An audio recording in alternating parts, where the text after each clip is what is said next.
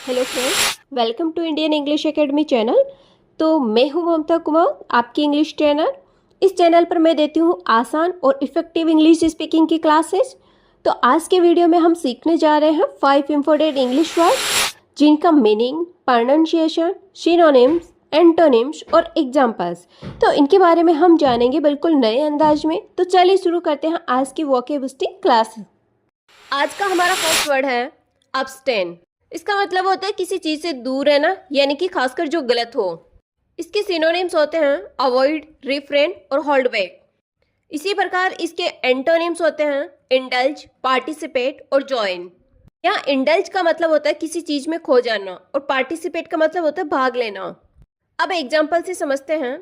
He decided to abstain from junk food during his exam preparation. उसने अपनी परीक्षा की तैयारी के दौरान जंक फूड से दूर रहने का फैसला किया।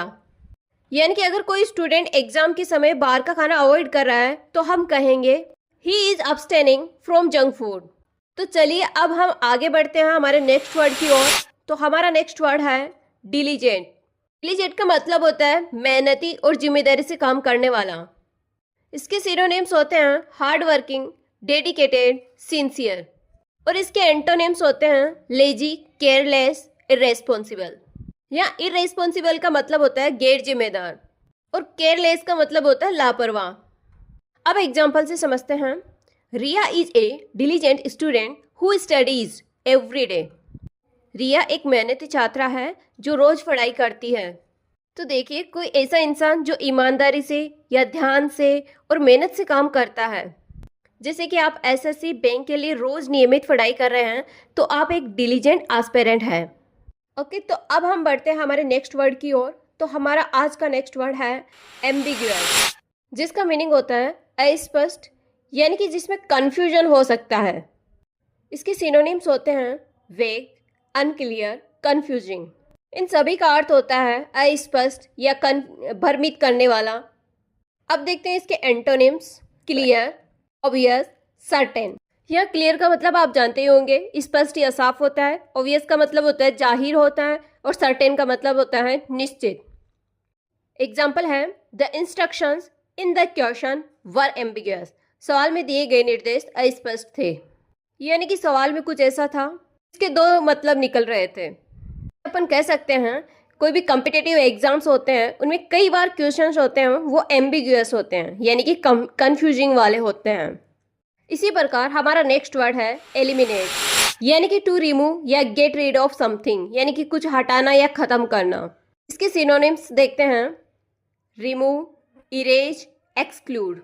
इन सभी का मतलब वही होता है। रिमूव का मतलब होता है हटाना, इरेज का मतलब होता है मिटाना और एक्सक्लूड का मतलब होता है बाहर करना। इसके एंटोनिम्स होते हैं इंक्लूड, ऐड, रिटेन। इंक्लूड का मतलब आप जानते ही होंगे कि शामिल करना, ऐड का मतलब होता है जोड़ना और रिटेन का मतलब होता है रोक कर रखना। अब एग्जांपल से समझते हैं। जैसे कि we should eliminate distractions while studying, यानी पढ़ाई के दौरान जो ध्यान हटाने वाली चीज़ें होती है उनको हटा देना चाहिए। जैसे कि आप पढ़ाई कर रहे हो तो आपको मोबाइल और नॉइज जैसी चीज़ों को एलिमिनेट करना चाहिए ताकि आपका फोकस बना रहे। और आज का हमारा लास्ट वर्ड है रिलक्टेंट। इसका मतलब होता है अनिच्छुक, यानी जिसका कोई काम करने का मन नहीं हो, या फिर हम कह सकते हैं जब कोई कुछ करने से हिचकिचाए।